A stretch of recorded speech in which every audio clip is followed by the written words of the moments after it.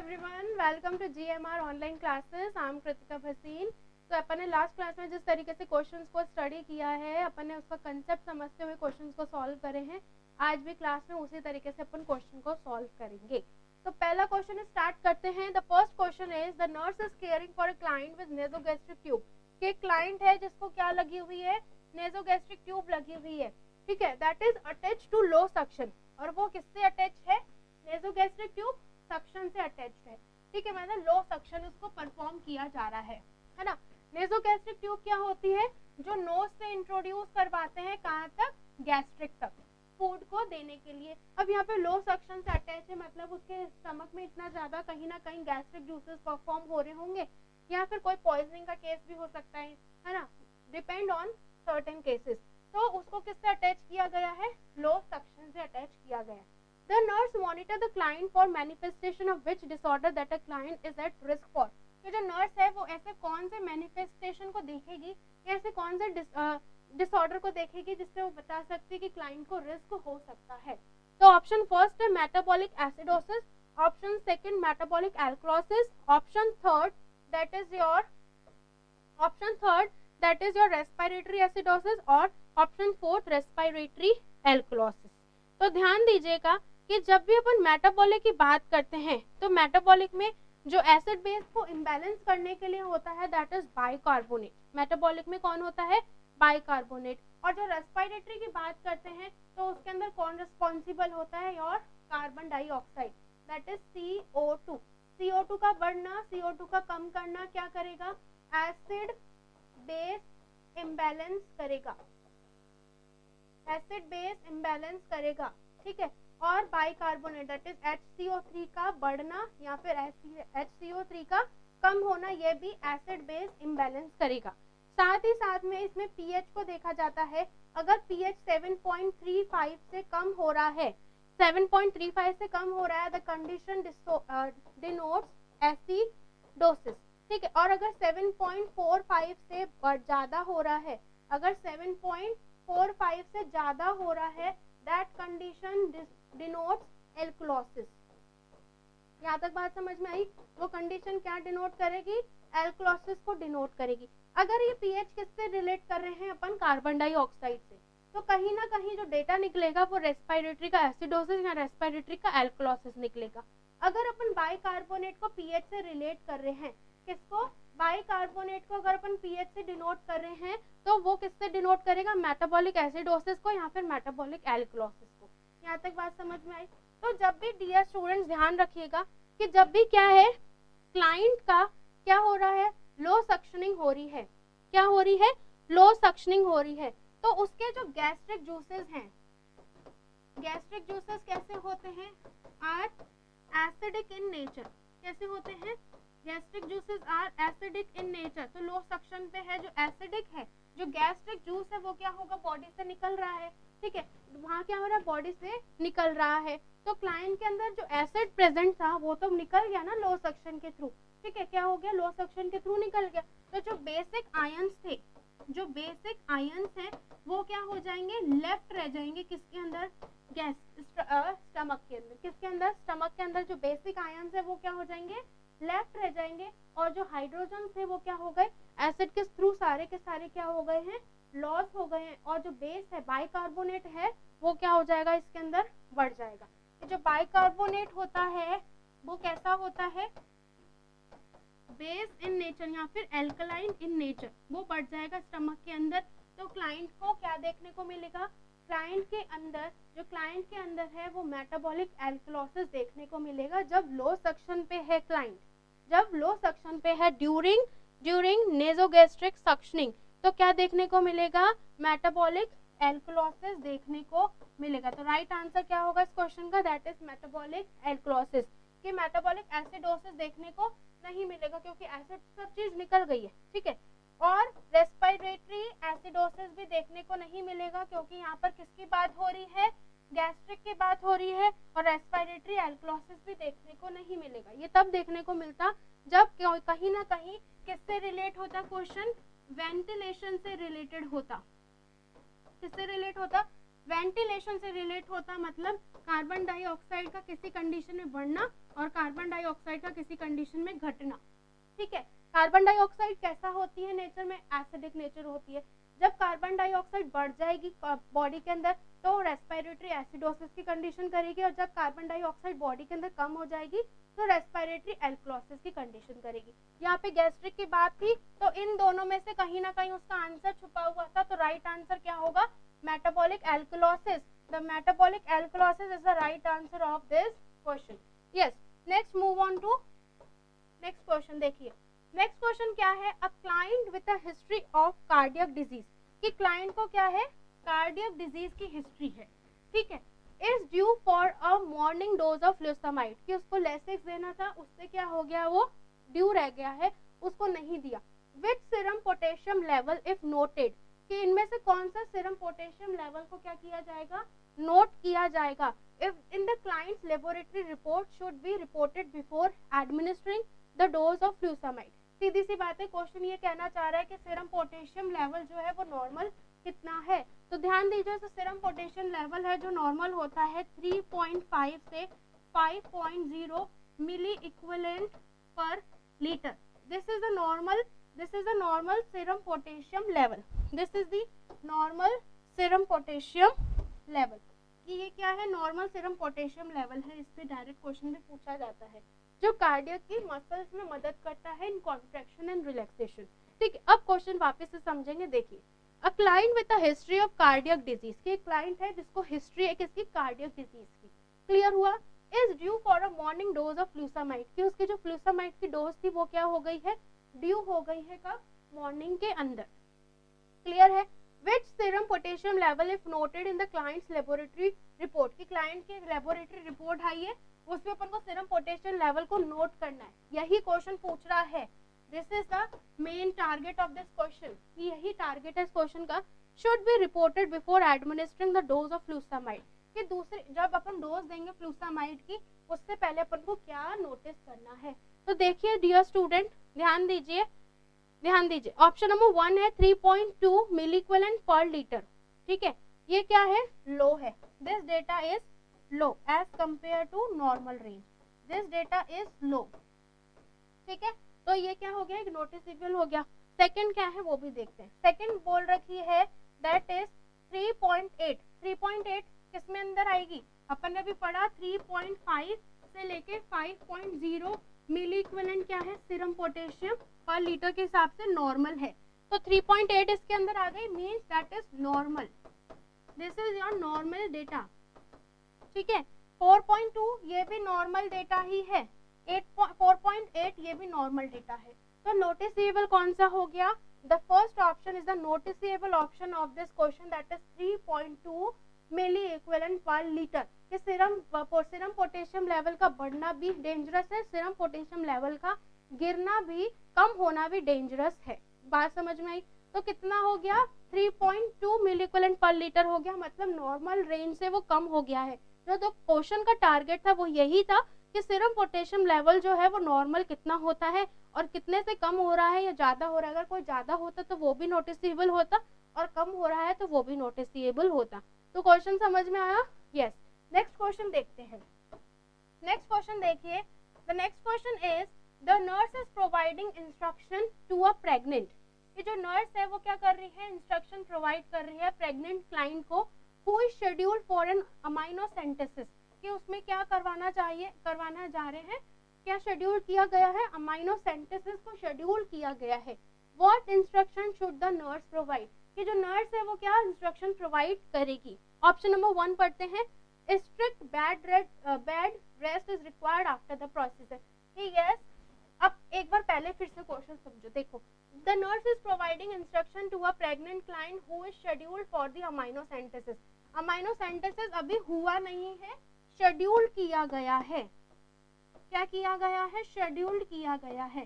तो ये कौन सा पीरियड हो गया, प्री प्रोसीजर टाइम हो गया, प्री प्रोसीजर टाइम है ये, ठीक है, कि समय से पहले उसको इंस्ट्रक्ट करना, किसको, क्लाइंट को। तो ऑप्शन 1 है strict bed rest is required after the procedure, कि प्रोसीजर के बाद में स्ट्रिक्ट बेड रेस्ट करना है, वो तो नर्स बताएगी, ठीक है। Hospitalization is necessary for 24 hours after the procedure, कि प्रोसीजर कराने के बाद में 24 घंटे तक जो क्लाइंट है वो हॉस्पिटलाइज्ड ही रहेगा, मतलब हॉस्पिटल के अंदर ही रहेगा, ठीक है। थर्ड है an informed consent need to be signed before the procedure, ठीक है, कि एक इन्फॉर्म्ड कंसेंट लेना है क्लाइंट से। फोर्थ है a fever is expected after the procedure, a fever is expected after the procedure because of the trauma to the abdomen, कि जो ट्रॉमा क्या होगा, मतलब एक वुंड क्रिएट किया जाएगा जिसकी मदद से अमाइनोसेंटेसिस किया जाएगा पर्सन में, तो एक ट्रॉमा की वजह से क्लाइंट को क्या आ सकता है, फीवर आ सकता है, ऐसा नर्स कह रही है। तो इनमें से क्या करेगी, सबसे पहले नर्स प्रायोरिटी क्या होगी, तो स्टूडेंट्स ध्यान दीजिए कि जब भी अमाइनोसेंटेसिस का प्रोसीजर किसी भी प्रेग्नेंट लेडी के अंदर कराया जा रहा है, तो ये क्या है, एक तरीके का this is an invasive procedure, ये कैसा प्रोसीजर है, इनवेजिव प्रोसीजर है, मतलब क्लाइंट के अंदर कहीं ना कहीं कट लगेगा, यहाँ पे किसी इंस्ट्रूमेंट का बॉडी के अंदर इंसर्शन होगा, the procedure is known as invasive procedure, कि बॉडी के अंदर कोई भी प्रोसीजर किया जाना is known as invasive procedure, चाहे वो कट लगे, चाहे किसी इंस्ट्रूमेंट को अपन बॉडी में डाल रहे हैं या फिर कोई भी इन्वेस्टिगेशन कर रहे हैं, the procedure is known as invasive procedure, ठीक है। तो इन्वेजिव प्रोसीजर करने से पहले क्या किया जाता है, कंसेंट साइन कराया जाता है, कंसेंट क्या कराया जाता है, साइन कराया जाता है। तो मैं पहले बोल चुकी हूँ ये क्या है, प्री प्रोसीजर टाइम है, तो प्री प्रोसीजर टाइम है, तो प्री प्रोसीजर टाइम से पहले क्या करेगी nurse, an informed consent need to be sign, an informed consent need to be sign before the procedure, और जब वो इन्फॉर्म कंसेंट को क्या करा लेगी, साइन करा लेगी, तो साइन कराने के साथ साथ में नॉलेज भी दे देगी स्ट्रिक्ट बेड रेस्ट की, हॉस्पिटलाइजेशन की, एज वेल एज फीवर की। क्लियर हो गया कि वो क्या बोलेगी क्लाइंट को कि आपको बेड रेस्ट करना है, आपको 24 आवर्स तक हॉस्पिटलाइज्ड रहना है, एज वेल एज आपको फीवर आने के चांसेस भी हो सकते हैं, बट ऐसा बोलते नहीं है, क्योंकि जब भी कोई भी प्रोसीजर होता है तो कोई ना कोई एंटी पायरेटिक ड्रग्स जो डॉक्टर है वो प्रिस्क्राइब कर देता है। क्लियर है, ओके। नेक्स्ट क्वेश्चन देखिए, नेक्स्ट क्वेश्चन क्या है, अ क्लाइंट, अब देखो इस तरीके से क्वेश्चंस एम्स में पूछे जाते हैं आपके नॉर्थ सेट में, बहुत वास्ट क्वेश्चंस होते हैं लेकिन इजी होते हैं, ठीक है। आधी जो लैंग्वेज है उस क्वेश्चन की, उसमें कोई ना कहीं क्लाइंट के बारे में ही बताया हुआ होता है, और जो आपका टारगेट रहेगा डियर स्टूडेंट वो रहता है कि आप क्वेश्चन पूछना क्या चाह रहा है, कि क्वेश्चन पूछना क्या चाह रहा है, उसी के बेसिस पे आप क्वेश्चन को सॉल्व करेंगे, ठीक है। तो देखिए इधर क्वेश्चन क्या है, question is a client has chest pain, client को क्या हुआ, चेस्ट पेन हुआ है, rated at 8 on a 10 point visual analogue scale, एक विजुअल एनालॉग स्केल होता है जिसमें 10 पॉइंट्स होते हैं, जिसकी मदद से अपन पेन की इंटेंसिटी को जस्टिफाई करते हैं कि यस कि पेशेंट को पेन कितना सीवियर है, माइल्ड है, मॉडरेट है या फिर सीवियर है। तो पेशेंट का जो रेटेड कितना आया, 8 रेट आया है आउट ऑफ 10, ठीक है। उसके बाद बोला कि 12 लीड इलेक्ट्रोकार्डियोग्राम लगाया गया है, the 12 lead electrocardiogram reveals ST segment elevation, यह समझ रहे हो कि क्लाइंट को ईसीजी पे लिया गया, ईसीजी करी गई है और उसके क्लाइंट के जो ईसीजी ग्राफ है उसमें एसटी सेगमेंट का एलिवेशन देखने को मिला है इन द इंफीरियर लीड, ठीक है। एंड ट्रोपोनिन लेवल भी बढ़ा हुआ आया है, ठीक है। अब ट्रोपोनिन लेवल किस में बढ़ा हुआ आता है, मायोकार्डियल इंफार्क्शन में, आपने आपकी थ्योरी में पढ़ा होगा कि मायोकार्डियल इंफार्क्शन जब ऑक्सीजन की डिमांड पूरी नहीं होती है, किसको, कार्डिया की मायोकार्डियम लेयर को, ठीक है, तो उसको मायोकार्डियल इंफार्क्शन बोलते हैं, जिसकी वजह से जो क्लाइंट का हार्ट का फंक्शन है वो अफेक्ट होता है। तो ट्रोपोनिन लेवल वहां पर बढ़ा हुआ है। ट्रोपोनिन लेवल क्या है, एक तरीके का प्रोटीन है जो आपकी मसल्स के अंदर पाया जाता है, ठीक है। What is the highest priority for nursing management of this client at this time, तो ध्यान दीजिएगा जब भी मायोकार्डियल इंफार्क्शन किसी को भी डायग्नोज होता है तो टॉप मोस्ट प्रायोरिटी रहती है क्लाइंट को ऑक्सीजन एडमिनिस्ट्रेट करना, क्लाइंट को ऑक्सीजन एडमिनिस्ट्रेट करना is the top most priority of the myocardial client, ठीक है। क्यों, क्योंकि मायोकार्डियल इंफार्क्शन किसकी वजह से हो रहा है, ऑक्सीजन की डेफिशिएंसी की वजह से हो रहा है। Myocardial infarction is occur due to deficiency of oxygen demand to the myocardium of the heart, ठीक है। तो ऑक्सीजन की डेफिशिएंसी की वजह से मायोकार्डियल इंफार्क्शन हो रहा है। जो नर्स की सबसे टॉपमोस्ट प्रायोरिटी होगी वो ऑक्सीजन को एडमिनिस्ट्रेशन करने की होगी। तो देखिए इसके अंदर कहीं ना कहीं इसका आंसर छुपा होगा, that is option number 1, monitor daily weight and urine output. नहीं, ये नहीं करने बैठेंगे अपन जब मायोकार्डियल इंफार्क्शन क्या हुआ है, एट अ टाइम डायग्नोस हुआ है कि अभी अभी ईसीजी हुई, एसटी सेगमेंट बढ़ा हुआ है, ट्रोपोनिन लेवल बढ़ा हुआ आया है और क्लाइंट का चेस्ट पेन 8 आ रहा है आउट ऑफ 10, तो ये करने नहीं बैठेंगे, monitor daily weight and urine output. Second option है permit unrestricted visitation of family and friends. ठीक है, ये भी उस टाइम पे नहीं करेंगे क्योंकि क्लाइंट को जस्ट डायग्नोस हुआ है, तो we have to talk about their disease condition to the family and friends. ठीक है, करेंगे लेकिन ये फर्दर है। सबसे पहली प्रायोरिटी क्या होगी, देखिए, provide client education on medication and client. Yes dear students, ये भी अपन बाद में करेंगे, ये बाद के काम है, बाद के हैं, later on we can say that कि लेटर ऑन है, मतलब we can discuss it by certain time. ठीक है, कि कुछ सर्टेन टाइम के बाद में डिस्कस करेंगे। जो क्लाइंट का 8 स्कोर आया था पेन का, ठीक है, वो टारगेट रहेगा नर्स का, उस पेन को क्या करना, कम करना। तो क्या कर सकते हैं, नाइट्रोग्लिसरीन दे सकते हैं सबलिंगुअली या फिर मॉर्फिन दे सकते हैं। ठीक है, तो डिपेंड करेगा कि जितना ज्यादा पेन का लेवल है उतने ही अकॉर्डिंग उसको पेन की मेडिकेशन दे दो, pain relief.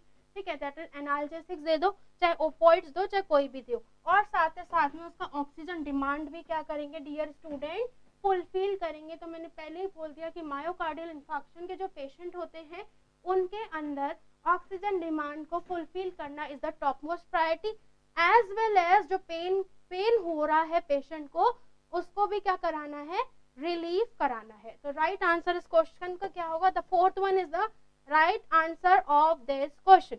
Okay, next question पे चलते हैं। नेक्स्ट क्वेश्चन क्या है, तो देखिए नेक्स्ट क्वेश्चन क्या है। नेक्स्ट क्वेश्चन है, ये क्वेश्चन पूछा गया एम्स ऋषिकेश 2020 के अंदर। क्वेश्चन क्या है, if a client is receiving rescue breath. ठीक है, ये क्लाइंट क्या हो गया, रेस्क्यू ब्रीथ ले रहा है। रेस्क्यू ब्रीथ क्या होता है कि जैसे कोई भी क्लाइंट क्या हो गया, फॉल हो गया, सडनली अनकॉन्शियस हो गया है, उसकी कैरोटिड पल्स प्रेजेंट है लेकिन क्लाइंट क्या है, अनकॉन्शियस है। ठीक है, और as well as carotid pulse अगर प्रेजेंट भी नहीं है तो सीपीआर देना स्टार्ट कर रहे हैं लेकिन रेस्पिरेशन कम बंद हो गई है कैरोटिड पल्स से। तो ठीक है, दो कोई भी कंडीशन हो सकती है, उसके अंदर क्या दिया गया है, उसको रेस्क्यू ब्रीथ दी जा रही है, मतलब वेंटिलेशन प्रोवाइड किया जा रहा है क्लाइंट को। ठीक है, and the chest wall fails to rise during CPR. Okay, तो क्लाइंट को क्या दिया जा रहा है, CPR, that is cardiopulmonary resuscitation दिया जा रहा है कि सीपीआर दे रहे हैं क्लाइंट को, और क्लाइंट का जो चेस्ट वॉल है वो फॉल हो रहा है किसमें, राइज होने में, कि जो क्लाइंट का जो चेस्ट वॉल है वो क्या हो रहा है, राइज होने में फॉल हो रहा है, मतलब उसका वेंटिलेशन मेंटेन नहीं हो रहा। द रेस्क्यूअर शुड फर्स्ट, जो रेस्क्यूअर है मतलब जो दे रहा है रेस्क्यू को, ब्रीथ दे रहा है, वेंटिलेशन प्रोवाइड कर रहे हैं, उसको क्या बोलते हैं, रेस्क्यूअर बोलते हैं। वो सबसे पहला क्या करेगा, this is question of your AIIMS Rishikesh 2020। Okay, तो फर्स्ट ऑप्शन है try using an ambu bag. ठीक है, अगर क्लाइंट क्या है, आपको कहाँ मिला है, सड़क पे मिला है, ठीक है, रोड पे मिला है, तो आप एम्बू बैग आपके पास वहां पर अवेलेबल नहीं होगा। ठीक, नेक्स्ट है decrease the rate of compression. Compression का रेट क्या करेंगे, डिक्रीज करेंगे, नहीं करते, कंप्रेशन का जो रेट है उसी के अकॉर्डिंग देंगे, कंप्रेशन का जो रेट है वो उसी के अकॉर्डिंग दिया जाएगा।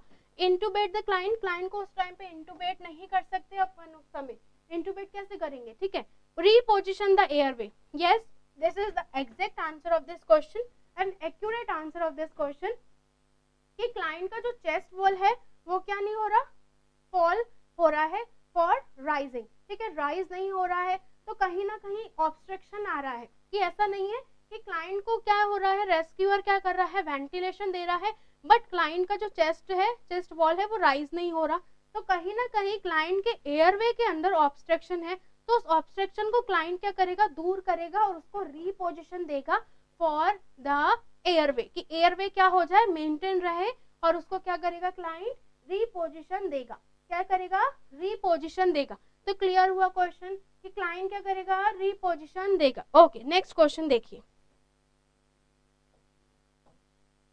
यस, नेक्स्ट क्वेश्चन क्या है, blood pressure in the systemic circulation is highest in the. देखो, बॉडी के अंदर से जो हार्ट से सर्कुलेशन निकलता है पूरी ऑर्गन्स तक जाने के लिए, ठीक है। बॉडी से जो हार्ट है, अगर मैं यहाँ पे हार्ट का डायग्राम बनाऊं, योर 4 चैम्बर्ड हार्ट, ठीक है, ये कौन सा है, लेफ्ट वेंट्रिकल। लेफ्ट वेंट्रिकल से निकलती है एओर्टा, क्या निकलती है, एओर्टा। और एओर्टा क्या करती है, with the certain arteries body के अंदर सर्कुलेशन प्रोवाइड करती है, ऑक्सीजन की डिमांड को फुलफिल करती है विद सर्टेन आर्टरीज, और अलग अलग ऑर्गन की अलग अलग आर्टरीज मौजूद होती है। ये अलग अलग आर्टरीज हर ऑर्गन को ऑक्सीजन प्रोवाइड करती है, from organs to tissue, tissue to cells, ठीक है। मैं एक बेस को ले रही हूँ कि ऑर्गन में आर्टरीज गई, आर्टरीज के अंदर ऑर्गन, आर्टरीज कहाँ गई, ऑर्गन के पास गई। ऑर्गन्स किसके बने हुए हैं, टिश्यू के, टिश्यू भी किसके बने हुए हैं, सेल्स के। तो सबके सेल्स तक क्या जाना चाहिए, ऑक्सीजन की डिमांड फुलफिल होनी चाहिए, ठीक है। तो क्या होगा, जब ऑक्सीजन की डिमांड एक एक ऑर्गन तक जाती है, उस सर्कुलेशन को बोला जाता है, dear student, the circulation is known as systemic circulation. The circulation is known as systemic circulation, कि when the blood pass on from the aorta to the other organ, this circulation is known as systemic circulation।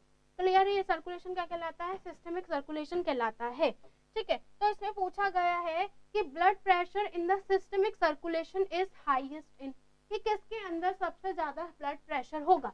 क्या पूछा गया कि किसके अंदर सबसे ज्यादा blood pressure होगा, सिस्टमैटिक सर्कुलेशन में। तो सिस्टमैटिक सर्कुलेशन क्या है, एक बार अपन वो समझते हैं।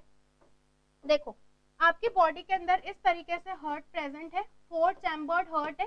ये क्या है, एट्रिया है, this is also your atria, this is right atria, this is left atria. ये क्या है, होते हैं नीचे वाले वेंट्रिकल्स होते हैं, this is right ventricle, this is left ventricle. Left ventricle से निकलता है एओर्टा, और यहीं से सिस्टमैटिक सर्कुलेशन क्या हो जाता है, स्टार्ट हो जाता है, या फिर बिगिन हो जाता है। सिस्टमैटिक सर्कुलेशन बिगिन हो जाता है। इस सिस्टमैटिक सर्कुलेशन का फ्लो क्या होता है, एओर्टा से निकलती हैं, dear students, your arteries. Aorta से क्या निकलती हैं, एओर्टा से निकलती हैं आर्टरीज, ठीक है। एओर्टा से क्या निकलती हैं, आर्टरीज। आर्टरीज से निकलती हैं arterioles, smallest form of arteries. Arteriole से जुड़ी हुई होती हैं कैपिलरीज, आर्टरीज से जुड़ी हुई होती हैं कैपिलरीज, कैपिलरीज जुड़ी हुई होती हैं वेन्यूल से, और जो वेन्यूल्स हैं वो फर्दर जुड़ी हुई होती हैं वेन्स में, ठीक है। वेन्यूल्स किससे जुड़ी हुई होती हैं, वेन से, देखिए,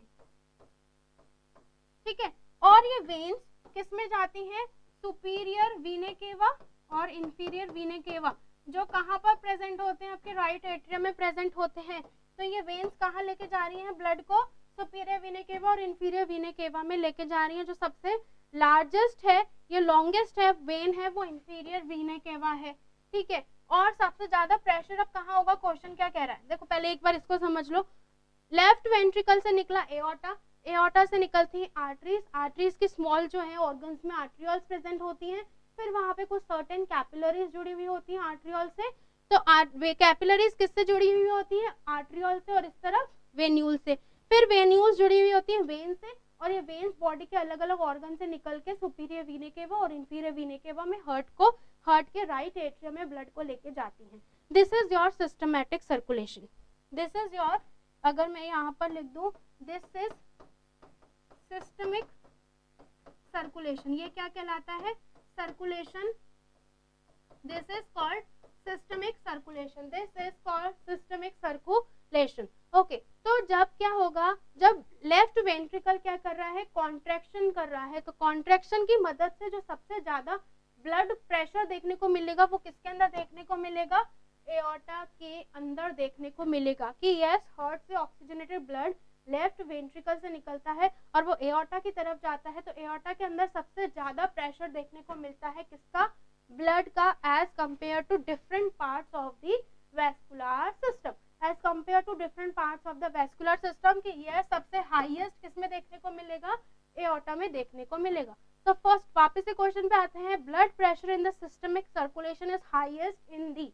ये सारे क्वेश्चन आपके एग्जाम पिछले जो पेपर हुए हैं नर्सिंग कॉम्पिटिटिव वहीं से उठाए गए हैं, ठीक है। इसलिए आपको डिस्कस करवा रहे हैं कि किस तरीके से आपको क्वेश्चन सॉल्व करने हैं, और सर्टेन कुछ क्वेश्चन मिक्सिंग मेरे खुद के भी बनाए हुए हैं इसके अंदर, ठीक है। तो blood pressure in the systemic circulation is highest in the, क्या आर्ट्रियोल्स में होगा, नहीं, क्या कैपिलरीज में होगा, नो, क्या वेन्यूल्स में होगा? No. Right answer of this question is aorta, क्योंकि एओर्टा से ही सबसे पहला ऑक्सीजनेटेड ब्लड लेफ्ट वेंट्रिकल से आ रहा है आपके सिस्टमैटिक सर्कुलेशन के अंदर।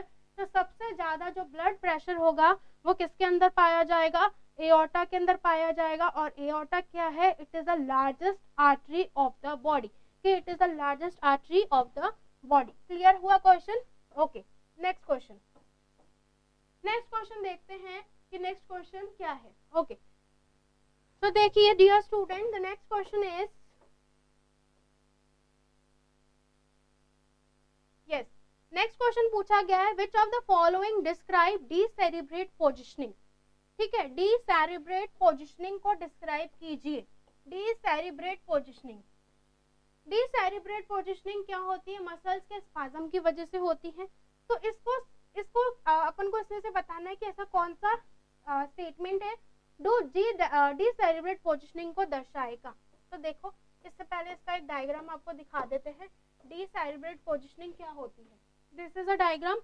इसके अंदर क्लाइंट्स के जो हैंड्स है वो इस तरीके से फ्लेक्शन में हो रहे हैं, किधर? इस तरीके से फ्लेक्स्ड हो रहे हैं दोनों के दोनों क्लाइंट्स के हैंड्स, और लेग्स भी आपस में चिपक रही हैं। ठीक है, और ये क्या है? डीकॉर्टिकेट, डीकॉर्टिकेट। ठीक है, डीकॉर्टिकेट के अंदर जो हाथ हैं पेशेंट के वो आपस में जुड़ रहे हैं इस तरीके से, और जो लेग्स हैं वो भी आपस में जुड़ रहे हैं। मतलब यहाँ पे फ्लैक्शन देखने को मिलता है। क्या देखने को मिलता है? फ्लैक्शन देखने को मिलता है। एंगल जो होगा हाथ का वो कम हो रहा है या फ्लैक्शन देखने को मिल रहा है। This is decorticate positioning. ठीक है, मसल स्पाज्म की वजह से होता है।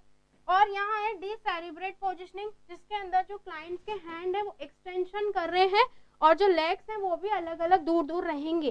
ठीक है, तो this is the diagram of decorticate and decerebrate posture. अब देखिए अपन इसको किस तरीके से ऑप्शन में देखते हैं कि कौन सा स्टेटमेंट सूट करेगा। तो देखिए स्टूडेंट, क्वेश्चन क्या था? Which of the following describe the decerebrate posturing. ठीक है, option 1 internal rotation and abduction of arms with flexion of elbow, wrist and fingers। अभी अपन ने देखा कि ये कौन सा है? This is option of decorticate. ये डीकॉर्टिकेट पोस्चरिंग का है। This is the definition of decorticate posturing, कि इसके अंदर जो इंटरनल रोटेशन देखने को मिलेगी और एब्डक्शन देखने को मिलेगा किसका? आर्म्स का, विथ फ्लैक्शन। बोला था मैंने, फ्लैक्शन देखने को मिल रही है किसकी? एल्बो की, रिस्ट की और फिंगर्स की। एल्बो की, रिस्ट की और फिंगर्स की। ठीक है, सेकंड है back hunch over, rigid flexion of all four extremities with supination of arms and the plantar flexion of the feet. ये भी आपका डीकॉर्टिकेट पोस्चरिंग है। This is also decorticate posturing. ठीक है, supination of arms and dorsiflexion of the feet, ये भी आपका decorticate को ही दर्शा रहा है। This is also an option which denotes to decorticate positioning. ठीक है, या पोस्चर। बैक आर्च हो रहा है, रिजिड एक्सटेंशन, आगे एक्सटेंशन, रिजिड एक्सटेंशन हो रहा है किसका? ऑफ ऑल फोर एक्सट्रीमिटीज, जो किसको दर्शाएंगे? डीसेरिब्रेट पोस्चरिंग को दर्शाएंगे। तो राइट आंसर क्या होगा? The fourth one is the right answer of this question. Clear है? ओके, नेक्स्ट क्वेश्चन पे चलते हैं। यस, नेक्स्ट क्वेश्चन है, देखिए which of the following is contraindicated for a client with seizures precautions. देखो, किसी भी क्लाइंट को सीजर्स आते हैं तो अपन को ये हमेशा ध्यान रखना है कि सीजर आते टाइम क्लाइंट के मुंह में कभी भी फिंगर्स, कोई इंस्ट्रूमेंट को क्या करना है? अवॉइड करना है, इन्वेट नहीं करना। ठीक है, आप कोई कपड़ा है वो डाल सकते हो क्योंकि जॉ क्लिंच होता है, लेकिन कभी भी खुद के फिंगर्स या फिर उसके क्लाइंट के मुंह को पकड़ने में कभी भी मत करना, आपकी उंगलियां काट देगा क्लाइंट। क्यों? क्योंकि सीजर्स क्या है? एक एबनॉर्मल इलेक्ट्रिकल एक्टिविटी है ब्रेन की। ठीक है, जिसके अंदर क्लाइंट्स को सीजर्स आते हैं। पढ़ेंगे सीजर्स को डिटेल में। तो which of the following is contraindicated for a client with seizures precaution? Option number 1 encouraging him to perform his own personal hygiene, कि किसी को सीजर्स आते हैं तो उसको अपन बोल सकते हैं यस कि वो अपनी पर्सनल हाइजीन को मेंटेन करके रखे। ठीक है, कॉन्ट्राइंडिकेटेड पूछा है, ध्यान देना, कॉन्ट्राइंडिकेटेड। ओके, सेकंड है allowing him to wear his cloth on, yes वो अपने खुद के कपड़े खुद पहन सकता है सीजर्स वाला पेशेंट। ठीक है, ओके। थर्ड है assessing oral thermometer with a glass thermometer. आपने जब भी थर्मोमीटर के बारे में पढ़ा होगा इन वाइटल साइंस, तब आपने पढ़े होंगे ओरल थर्मोमीटर, ठीक है। ये ओरल टेम्परेचर जब भी लेते हैं उसके कुछ कॉन्ट्रा इंडिकेशंस होते हैं, ये क्वेश्चन वहीं से लिया गया है। तो अपन ने वहां पे पढ़ा है कि जो ओरल थर्मामीटर है वो किन किन को नहीं लेते, जैसे कुछ साइकेट्रिक पेशेंट्स हैं उनके अंदर ओरल थर्मामीटर, ओरल टेम्परेचर क्या होते हैं, कॉन्ट्रा इंडिकेटेड होते हैं, उनको ओरली थर्मामीटर प्लेस नहीं करते। किन के अंदर, साइकेट्रिक पेशेंट्स के अंदर, सीजर्स वाले पेशेंट्स के अंदर, ठीक है। ऐसे पेशेंट जिनके माउथ अल्सर्स हो रहे हैं उनके अंदर भी कॉन्ट्रा इंडिकेटेड रहता है ओरल टेम्परेचर टेक करना, ठीक है। तो इस तरीके के कुछ कॉन्ट्रा इंडिकेशंस हैं, और सीजर के पेशेंट हैं उनके अंदर भी कॉन्ट्रा इंडिकेटेड रहता है ओरल टेम्परेचर लेना। फोर्थ ऑप्शन है इस क्वेश्चन का, फोर्थ ऑप्शन है that is encouraging him to be out of bed. Yes, वो अपने बेड से बाहर आ जा सकता है, उठ सकता है, ठीक है। ही और she can out of his bed. Clear हुआ यहाँ तक? तो राइट आंसर क्या होगा डियर स्टूडेंट इस क्वेश्चन का? The right answer of this question is question number third, कि जो कॉन्ट्रा इंडिकेटेड है क्लाइंट्स सीजर्स पेशेंट्स के लिए वो ये है कि क्लाइंट को कभी भी ओरल टेम्परेचर मेजर नहीं करेंगे, ओरल टेम्परेचर नहीं करेंगे, किसी और अदर मेथड से अपन उसका टेम्परेचर ले सकते हैं, ओरल टेम्परेचर नहीं लेंगे। Okay, next question. Next question है autoclaving is an example of. Autoclaving किसका एग्जाम्पल है? केमिकल एजेंट, इसमें किसी तरीके का केमिकल यूज में नहीं लेते, remember that. Dry heat, no. Moist heat, yes.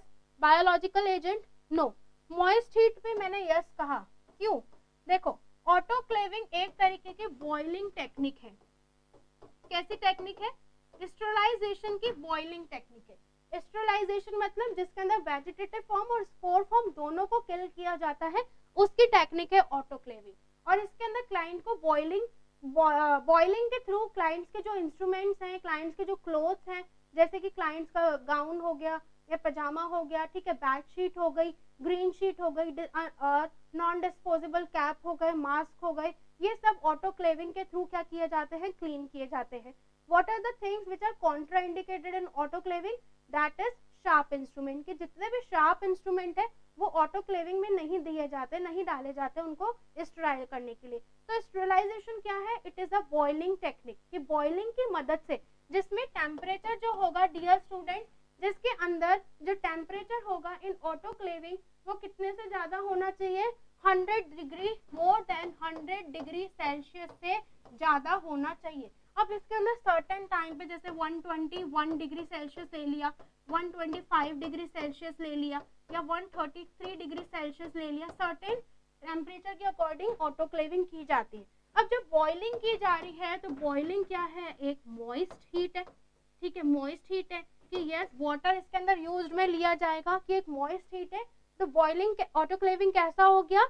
It is an moist heat, कि इसमें वाटर का यूज लेकर क्या किया जाता है, या फिर कुछ केमिकल्स उसके अंदर डालकर सर्टेन टेम्परेचर में इंस्ट्रूमेंट्स को, कुछ इंस्ट्रूमेंट्स को या कुछ क्लाइंट्स के जो भी क्या है नीडेड आइटम्स है, सोर्सेज है, उनको क्या किया जाता है? स्टेराइल किया जाता है। स्टेराइलाइजेशन क्या होता है? जिसके अंदर वेजिटेटिव फॉर्म के साथ साथ में उसके स्पोर फॉर्म्स को भी किल किए जाते हैं। किसको? माइक्रो ऑर्गेनिजम्स को। क्लियर है? ओके। अब क्वेश्चन है एक और इसी से, क्लाइंट, आपने देखा होगा नॉर्सेट में ऑटोक्लेव का डायग्राम देके क्वेश्चन पूछा जाता है कि इट इज एन विच, इनमें से कौन सा ऑटोक्लेव का डायग्राम है, ऐसे पूछ लिया जाता है, या फिर ऑटोक्लेव का डायग्राम दे दिया जाता है और पूछ लेते हैं कि ये किसका चित्र है, ठीक है, किसका डायग्राम है। तो देखिए डियर स्टूडेंट्स, आपको कुछ ऑटोक्लेव दिखा देते हैं यहाँ पे। टाइप्स ऑफ ऑटोक्लेव, देखो ये है एक प्रेशर कुकर टाइप, ठीक है, प्रेशर कुकर टाइप का ऑटोक्लेव है। ये छोटा है, कुछ इक्विपमेंट्स या फिर इंस्ट्रूमेंट्स के लिए ये यूज में लिया जाता है, तो मतलब कम रिसोर्सेज हो और कुछ ही चीजें हो जिनको स्टेरिलाइज करना है उनके लिए, ठीक है। ये है कॉमन लेबोरेटरी ऑटोक्लेव। ये लेबोरेटरी में यूज में लेने जाने वाला ऑटोक्लेव है और ये बहुत ही कॉमन यूज में लिया जाता है। इसका डायग्राम पूछा गया था आपका, ठीक है, नॉर्सेट में या एम्स 2019 में क्वेश्चन पूछा गया है, देखिएगा आप पीछे, है ना, पिछले जो पेपर्स है उसमें देखिएगा, उसमें पूछा गया है इसका। तो this is also N autoclave, this is also N autoclave. आगे देखिए कौन कौन से ऑटोक्लेव्स हैं। यस, देखिए ये भी एक तरीके के ऑटोक्लेव्स ही हैं।